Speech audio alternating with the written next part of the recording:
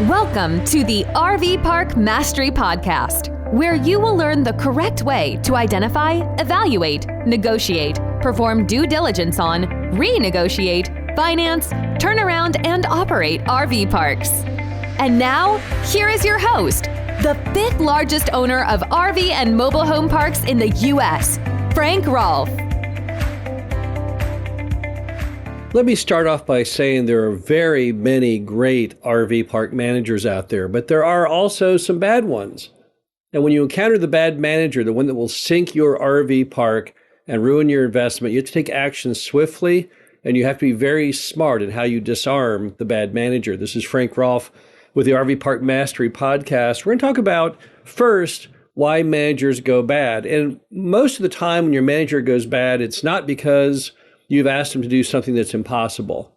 Running an RV park is not rocket science. It's not that difficult to understand the basic drivers of profitability. It's not hard to always greet your customers appropriately and friendly and enthusiastically. And so there's really nothing you're asking of someone to do that you certainly couldn't do yourself. But a lot of times what happens are that people just aren't cut out for the job. They're not just manager material. But you don't know that until after they're already in place as the manager, or maybe after some period of time has elapsed. So the first thing to do to disarm bad managers, since many managers do turn bad, is to put them on a probationary employment agreement. So check your state laws, see if you can do it or not. Even though I know we're the United States of America, we're really not anymore. We're like a European nation of basically 50 different countries that are all next door to each other except for Hawaii. So see if you can do a probationary employment agreement. That, number one, gives you the ability to test the manager out, real life in the field, to see whether they work out or not. Because if you have a probationary employment agreement, it's a whole lot easier to part ways than if you've actually fully hired the person without any period to review their work. Now, what do you do once you get them in there, though, and they're running the park, and now we know that they're really not going to work out or not working out properly? Well, you have to, number one, know what your state laws are regarding the hiring and firing of employees, because, again, every state is different. So you need to reach out either to someone who handles HR or research yourself online. What are the rules of engagement? If someone is not working, what do I do? In some states, you have to give them notice. Formal notice that you don't like the job they're performing and giving them the ability to correct themselves. And in other states, there's no notice required at all. You can just do anything you want. You're free to hire people and fire people however you want to do it, as long as you abide by and don't cross over the line of discrimination and those fundamental rights that we all pretty much know by heart anymore. But you need to find out what the steps are you are to do. And often you got to keep a paper trail. If you're going to get rid of a manager, you have to fully document it in writing every step of the way. Because the last thing you want in America today is to have anyone who tries to sue you or go to court and you don't have it on paper. Verbal discussions are worthless because they rely on someone honestly stating this is what was said. And often if the manager is bad, they're also going to be kind of bad in court or in discussions, making up all kinds of things that you supposedly told them, none of which actually existed. And they're even willing to testify that under perjury. So make sure you keep a very eloquent and firm paper trail of everything you do with that employee from the minute you hire them to the minute you get rid of them, if you must get rid of them, because you've got to have it in writing throughout. Now, it's also important, if you're going to fire your RV park manager, you've got to already have the backup hired. You cannot have the RV park with nobody at the helm. That's not going to work. I'd rather have a bad RV park manager than no manager at all. Your business will crash and burn. So before you can take any of the steps required to remove the RV park manager, you must have a suitable replacement. Now, let's go over a few other items that many people don't think about regarding RV park managers, but could really blow up in your face later. These are things that some people do that they should not do, and when they do these things, they get themselves in real trouble. Number one, when you pay your RV park manager cash under the table. In other words, you don't document, you don't have a formal relationship, you don't take out withholding or any of the things you're supposed to do, but instead, you decide you're just going to pay them cash. They typically ask you to do that because who knows what? They already are on disability and aren't supposed to be managing an RV park. Maybe they owe child support, taxation, who knows what. But sometimes a potential RV park manager will say, hey, I'll do the job and I'll do a great job and I'll do it cheaper than anyone else. But the deal is you got to pay me in cash. Do not hire that manager under that basis. What's going to happen is down the road, when you get rid of the manager, they're going to then blackmail you that, they're going to go to the authorities and say that the entire time you've been paying them under the table to avoid employment tax, et cetera. And they're going to then say it was all your idea, that they begged you to run everything through ADP appropriately. And you said, nah, I don't like to do things officially. I like to just pay people cash under the table. So don't do that. Next, make sure you document their hours, because right now a very rampant problem in employment law are employees that you fire who then come back claiming you owe them a ton of overtime. Now, in America, people are only allowed to work so many hours a week, and after that number of hours, it's overtime. And overtime can mount up quickly. It's at a multiple of typical hourly rates. So if you don't document the hours or have a system to document the hours, then who's to say that they didn't work overtime? Once again, it's your word versus their word. And we all know that's just a really bad idea in America today, to be in a position where it's all just left up to one person's word against the other. So make sure that you have a track of how many hours they work, and make sure you've done everything legally necessary in writing to let them know when they hit that number of hours, they have to stop, put their pencil down. It's over. Can't go any further.